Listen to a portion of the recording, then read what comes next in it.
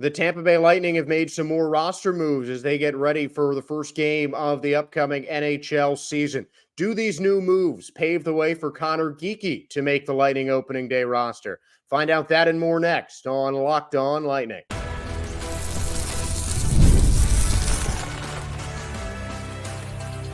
You're Locked On Lightning, your daily podcast on the Tampa Bay Lightning, part of the Locked On Podcast Network, your team every day. Thank you for tuning into today's episode of Locked On Lightning and making Locked On Lightning your first listen every day. We're part of the Locked On Podcast Network, your team every day. And if your team is the Tampa Bay Lightning, this is the podcast for you. Josh Sperber here on Locked On Lightning, talking about some more roster moves as we get started. Logan Brown has been released from his professional tryout contract, and Max Crozier has been assigned to AHL Syracuse. Per the Tampa Bay Lightning website, as of yesterday, Logan Brown was a former first-round pick, played for the Senators and Blues, was set to make his 100th NHL appearance, and instead will not be beginning the season with the Lightning. A less surprising move was Max Crozier going down to AHL Syracuse. But the Logan Brown move could potentially have a big-time ripple effect for the Tampa Bay Lightning, because now, especially with one player left to cut or reassign or whatever, before the Lightning can get their roster to the opening day max of 23, this is the clearest path to the NHL I have seen for Connor Geekie. The Lightning cut their roster down to a 26-man version at the beginning of the week. I believe it was Sunday when the official move was made, assigning Declan Carlisle, Dylan Duke, Ethan Gauthier down to the AHL and Drummondville. But Geekie made that last round of roster cuts. Logan Brown, at that point, I might have even said on yesterday's show that I expected Logan Brown to be a third or fourth line player for the Lightning. But him getting off that has to mean something big for Connor Geekie. There's really, in my mind, no other explanation. You look at the training camp roster now, and the guys without NHL experience active, because Isemont is listed as an active roster player, though he is still injured. His opening day status is in question. Same is the case with Luke Glendening. We'll talk about that later on. But Connor Geekie and Mitchell Chaffee, now with Logan gone, are really the only two players that might go down. I think Finley and Fortier not expected to be here until December. But you just look at the rest of this roster, and these are all NHL players.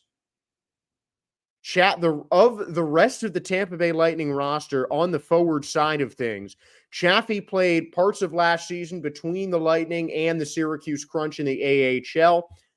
Connor Geekie played in the WAHL before the Utah trade last year. Everyone else spent the entirety of last season on an NHL roster on Tampa Bay Lightning's forwards. So really, it's down to Chaffee and Geekie. And I think option-wise, Geekie is maybe more likely just because he's younger to go down. But Mitchell Chaffee hasn't done much in the preseason. Connor Geekie has scored multiple goals, dished out multiple assists, and that fight was maybe the icing on the cake for Geekie to achieve his goal of making that opening day roster, because he earned a lot of respect in the locker room. And obviously, the coach's front office might not have liked the penalty minutes that resulted from the fight. But the fact is, he went after and absolutely dominated Josh Davies of the Panthers in the fight after Davies had an open ice hit on Victor Hedman. Geekie came out and protected his captain. That gains him some points in the locker room. That's going to go a long way with the players and in some ways in the coaching staff, because especially with a younger team like the Lightning, you want guys with really good chemistry. You want guys who have locker room respect. So I really think right now it's a no-brainer to put Connor Geekie on that Tampa Bay Lightning roster. If you're choosing between Mitchell Chaffee and Geekie, I'm going to pick Geekie. I don't care that he doesn't have any NHL experience right now. Geekie looks like a better player, and that right now he could be more of an asset to the Lightning offense than Chaffee. So it really seems like it's going to be Geekie on that NHL roster. Defensively, I think that pretty much sets up the Lightning defense.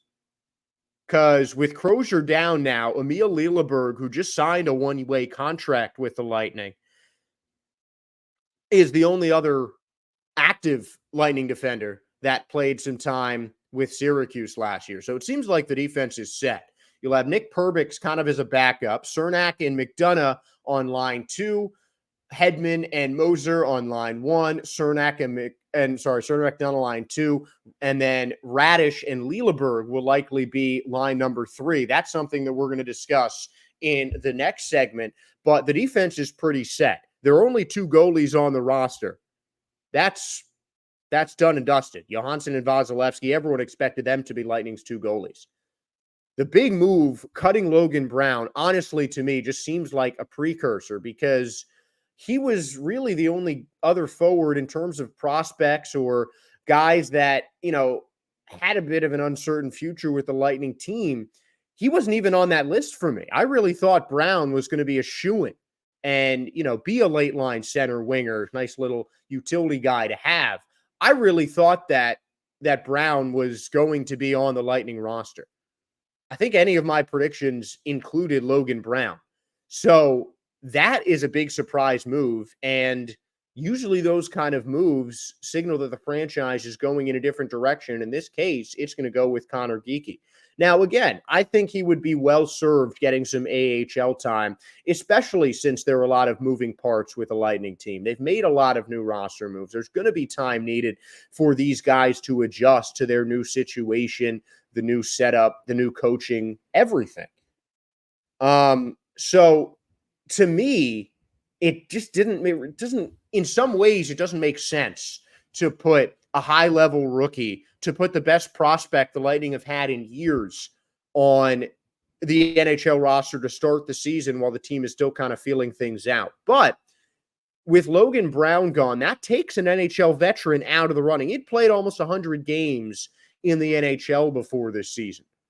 So really, it's between 2 guys who are going to be, in some ways, maybe some minor league players.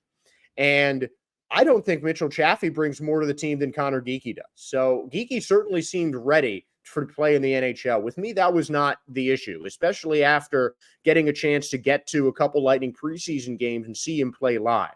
The issue for me is not whether or not Geekie is ready to make an impact in the NHL right now. It's just whether his impact would be more profound if he had some extra time to develop himself as a player, to get used to top-level pro hockey, playing in the NHL, in the AHL with the Syracuse Crunch. So do I think that could benefit him? Yes, but he's already a guy who seems pretty NHL ready, certainly has the NHL body, conducting himself well in press conferences, on the ice, protecting his captain, getting the respect of his teammates. These are all things that Connor Geekie has done during the preseason. He has clearly impressed me, probably some of you guys as well, and it's certainly been enough for the coaching staff, in my opinion, to say, hey, this kid deserves an NHL look. So I think taking Logan Brown off the roster makes it more likely that Connor Geekie is going to begin the season with the Tampa Bay Lightning. And to me, that changes the outlook a little bit. Do I still think this Lightning team is going to compete for a playoff spot? Yes, absolutely. But I also think that there's a chance that there's going to be more surprising roster moves from Tampa, like trades. They might be flipping some guys for prospects and draft picks in the offseason if things don't go well. But this Lightning team is really trying to get younger and build their way back up on the backs of some of these young players that they've acquired. Geekie, Giannis Moser, maybe even Emil Lilleberg can be among those young players who the Lightning, in some sense, are going to be building around in this upcoming season. So I'm really curious to see how the roster moves continue to line up for the rest of the week. But one name I expect now to be on the Tampa Bay Lightning opening day roster is Connor Geekie. We've talked about him. We mentioned some of the Tampa Bay defense. That's going to be the focus of the next segment for the Lightning. They've got a big returner in Ryan McDonagh, but they've also got two new-ish additions to the Lightning defense that I think are going to play a big role in Tampa's success so far this season.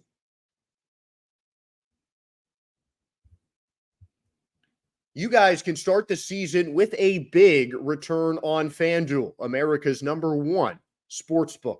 When you get a hunch in the middle of the game, you can check out the latest stats, view live play-by-play, and so much more on the same page where you place your bets. You'll get started with $200 in bonus bets guaranteed when you place your first bet of just $5.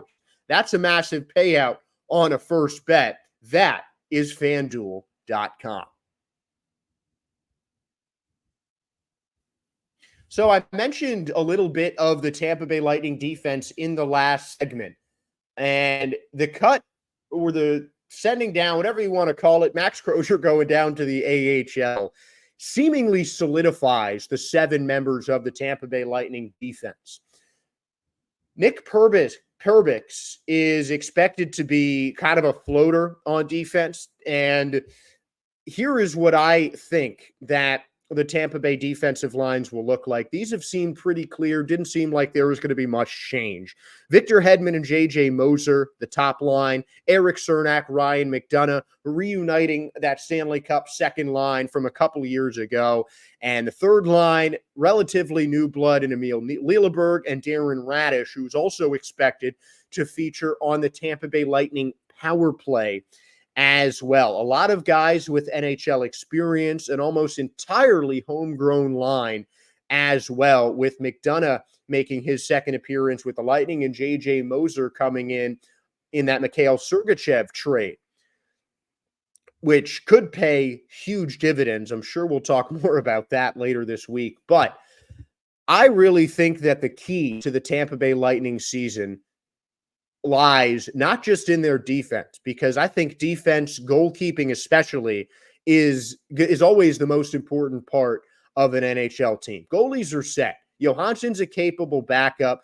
Andrei Vasilevskiy is one of the best goalies in the NHL. He's 7 wins away from becoming the fastest NHL player to 300, NHL goalie, I should say, to 300 wins. And he is going to be a wall in net. Great to have him healthy. He's looked solid in preseason, and I expect a big year from Andrei Vasilevskiy. But defense is a goalie's best friend, and it is very important. And it certainly changes the outlook of the game when you can have a solid defense in front of your, potentially all-star netminder like the Lightning have in Andrei Vasilevskiy. And you take a look up and down the Lightning defense, and it's mostly pretty veteran names. I think Darren Radish is one of the younger guys, but he was still signed in the offseason in 2021. So he's in his 4th season with the Tampa Bay Lightning. And besides the next 2 guys that I'm going to talk about, he is the least senior member of guys I expect to be on Tampa's lines. Even Nick Perbix, who could still make his way onto the first round. He was a 6th rounder in the 2017 draft. But Emil Lilleberg signed to a one-way contract in the offseason. Lightning seemingly commit to him being on a defensive line. I expect him to be on that third line with Darren Radish.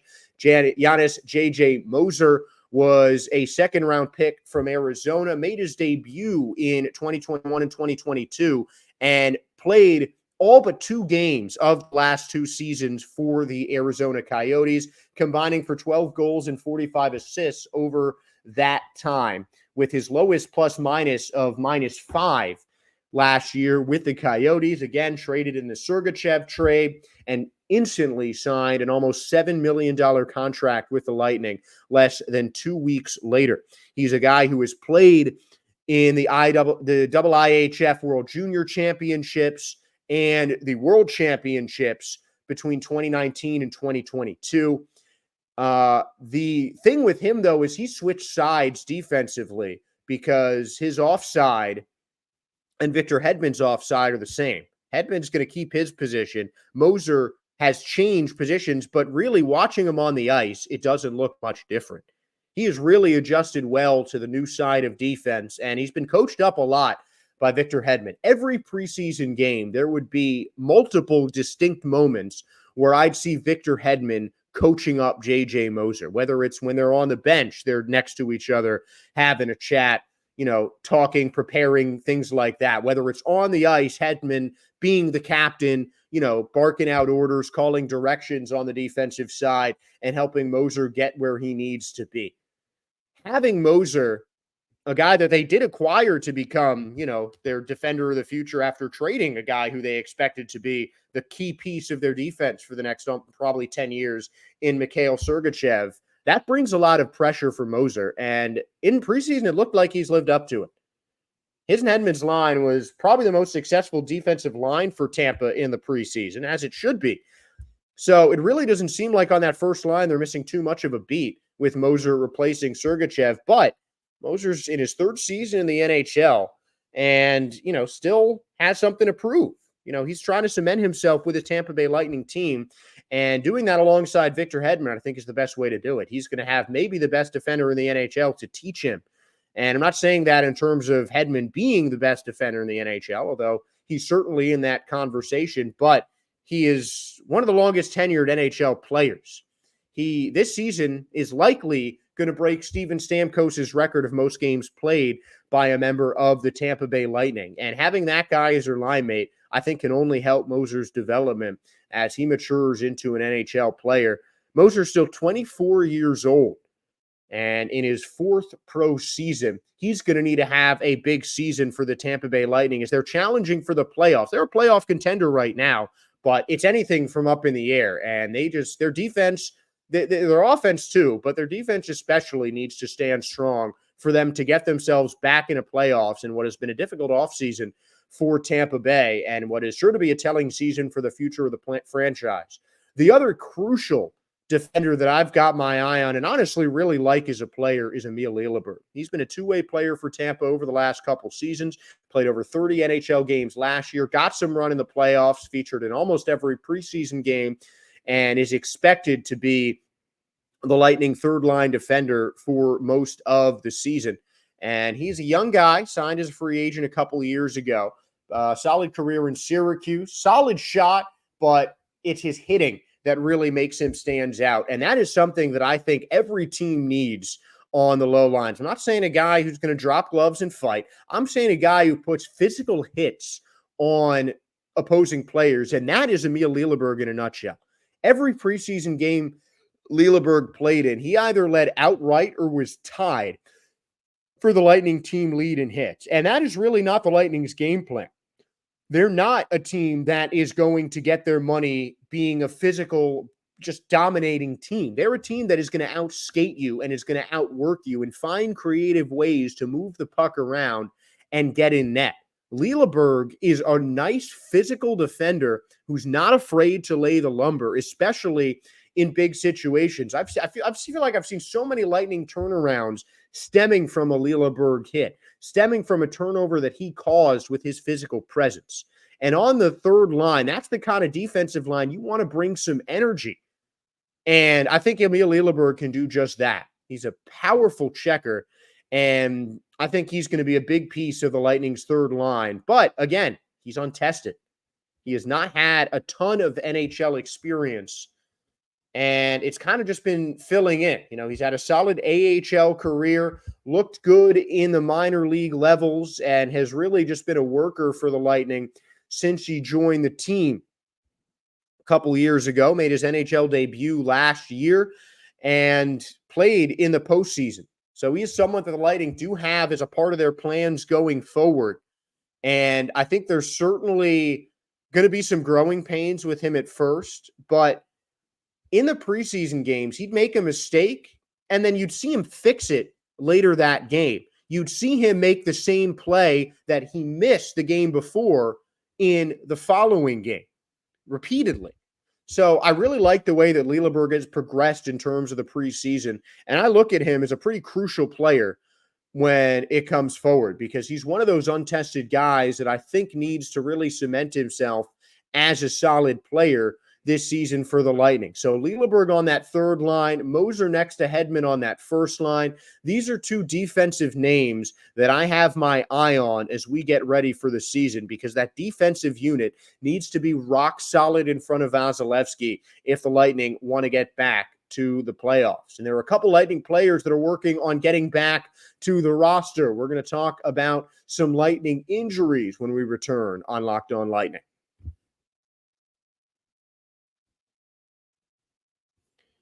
We're driven by the search for better, but when it comes to hiring, the best way to search for a candidate isn't to search at all. Don't search, match with Indeed. If you need to hire, you need Indeed. It is your matching and hiring platform, and Indeed has over 350 million global monthly visitors, according to Indeed data, and a matching engine that helps you find quality candidates fast. Ditch the busy work and use Indeed for scheduling, screening, and messaging so you can connect with candidates faster. And Indeed doesn't just help you hire faster. 93% of employers agree that Indeed delivers the highest quality matches compared to other job sites, according to a recent Indeed survey. Now, I don't have experience searching or posting jobs on Indeed, but I do have experience applying for jobs on Indeed. One of my first reporting jobs came from Indeed, and the site is very easy to use, and I love the feature that you can sign up for email alerts about other jobs that match the description, match the title of jobs that you have already applied to. I saw so many other positions that I didn't even look and see on the map just because I applied for a job on Indeed. So whether you're applying or posting jobs, Indeed is certainly the place to look. And Indeed will give listeners of this show a $75 sponsored job credit to get your jobs more visibility at Indeed.com/locked-on with the link right below here. Go to Indeed.com/locked-on right now and support our show by saying you heard about Indeed here on Locked On Lightning. Indeed.com/locked-on. Terms and conditions apply. And if you need to hire, you need Indeed. The final segment of today's show, we'll be talking about the injury report. Talked about some roster moves of the conventional sense, but there are still a couple of injured non-roster players on the Tampa Bay Lightning team, Jack Finley and Gabriel Fortier. Both are guys who shined for Syracuse last year. Second-round picks in 2020 for Finley, 2018 for Gabe Fortier. Two players that have really impressed Lightning brass over the course of the offseason. And they certainly have a chance to challenge for that roster spot, but both are not expected to be back until December. But they did train with the team during the preseason. But some other injury news for the Tampa Bay Lightning is that it's still up in the air whether or not Michael Eyssimont and Luke Glendening will be ready for opening day. Eyssimont, I think, is going to be more key to the Lightning plans. Again, they're looking to kind of young it down a little bit this season, and Eyssimont really showed flashes of what a strong player that he could be at the end of last season. But his status for opening day is up in the air for the Tampa Bay Lightning as he continues to work his way back from injury. He and Luke Glendening were in red jerseys in practice at the beginning of the week, recently transitioned out of those red jerseys, back to practicing in full, but it's still unclear whether they will be available for opening day. That could be an impact on whether or not the team retains Connor Geeky's services for opening day. But it certainly kind of complicates how the Lightning can move around on their lines on offense. I think the first two lines are going to be pretty well set in stone. You've got Anthony Cirelli and Cam Atkinson with Brandon Hagel on line two. Obviously, the first line from left to right is going to be Gensel, Point, and Kucherov. But then it's those next couple lines you just don't really know. I mean, Nick Paul, Connor Sheary can feature. Sheary, I think, will be a fourth-line guy. Zemgus Girgensons is going to take one of those center spots, probably on the third line, depending on the injuries to Eyssimont and Glendening. Geeky could be the fourth line guy. I mean, you just don't know where a lot of these guys can go right now. And I think it's going to be a lot clearer once we have a clearer, outlook on the injuries. But the Lightning do seem to be looking at Isimon as key plans for their future. And he's a guy with some solid NHL experience. With Tampa Bay, even spending most of last year with the Tampa Bay Lightning and getting himself some reps in the postseason as well. Glendening, I think the Lightning are a bit less concerned about. He is the oldest player on the Tampa Bay Lightning, and there are younger guys that I think can replace him on the roster. So I don't want to say he's going to get phased out, but I mean, he's a center, and the Lightning, you've got centers galore on this Tampa Bay Lightning team. Geeky's listed as a center, as is Isimont. Brandon Cirelli is Braden Point. There's a lot of centers on this team, and Glendening, when he comes back from injury, might be the odd man out. So he's really going to have to step up and earn some of his playing time with some of these younger guys coming in for the Tampa Bay Lightning. And we talked about some of the roster cuts making room for Geeky to maybe earn his way on. And some of these injuries, I think, have an impact on that. Michael Isimont and Zemgus Girgensson seemed like they'd be the third and fourth line centers, leaving Geeky, out of turn at his primary position and on a path to the NHL. But Isimont isn't fully healthy, so he might be working in somewhat rotationally, or maybe even starting the season in the AHL for Tampa as Connor Geeky starts to get some run and gets a chance to prove himself as a legitimate NHL player right now at just 20 years old, where Geeky is. So that is certainly something that is more complicated with Isimont and Glendening being ready for opening day, because if it's ruled out that they can't play opening day if they're injured, Connor Geeky is going to get an opening day roster spot. It won't be a start, might be a third or fourth line position, but still, it'll achieve his goal of making the Lightning opening day roster. And it really does seem like the wind is kind of blowing towards that, as we have talked about. But I mean, Isimont and Glendening, one of those guys could lose a roster spot because of those injuries. And that is an unfortunate reality of sports. But I mean, these are two solid veteran pieces. Isimont has been in the league for the better part of the last 5 years.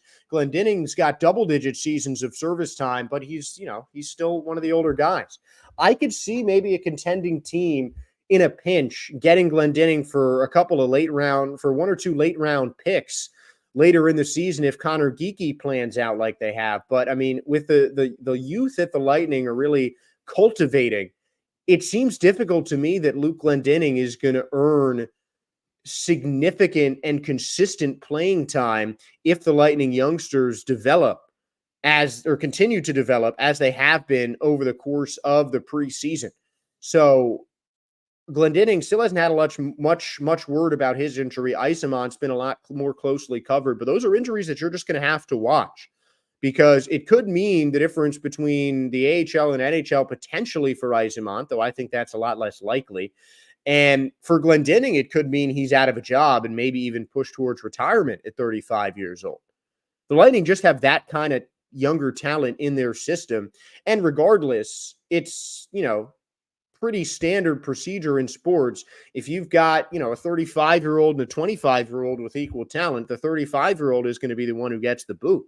So it's going to be interesting to see how the Lightning bring back Isimont and particularly Glendening from their injuries, as both of them are questionable for the NHL season opener on October 11th in Carolina.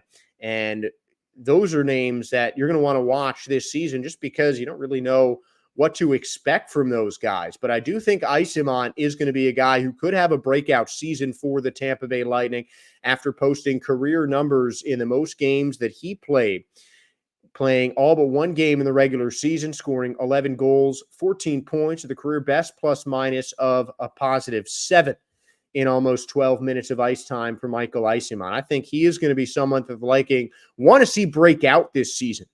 And we'll see how he can come back from his injury, and we'll also see what Luke Glendening's injury means for some of the Lightning prospects like Connor Geekie. But these are all topics that we can discuss on our social media at LO_Lightning on Twitter, LO_Lightning to follow us. You can follow us on X. And thank you for making Locked On Lightning your first listen today. Now, for your second listen, go find Locked On Fantasy Hockey. Become a fantasy hockey expert and get the edge over your league mates with daily tips from Steele and Flip. Find Locked On Fantasy Hockey on YouTube or wherever you listen to your podcasts. And before I sign off for the night, I first want to thank you guys again for tuning in. But if you are listening to this from the Tampa Bay area, even if you have friends and family from the Tampa Bay area, please stay safe during the upcoming Hurricane Milton. Hopefully it doesn't hit as hard as Helene, but Tampa Bay is reeling right now. I really appreciate the Lightning. It's a team banding together to come together for the community.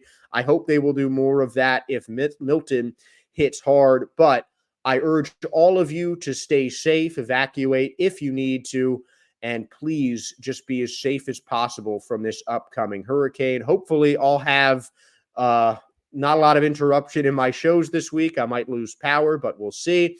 Hopefully I'll talk to you guys tomorrow after a nice little rainstorm. But thank you again for tuning in. Stay safe during Milton, and go Bolts.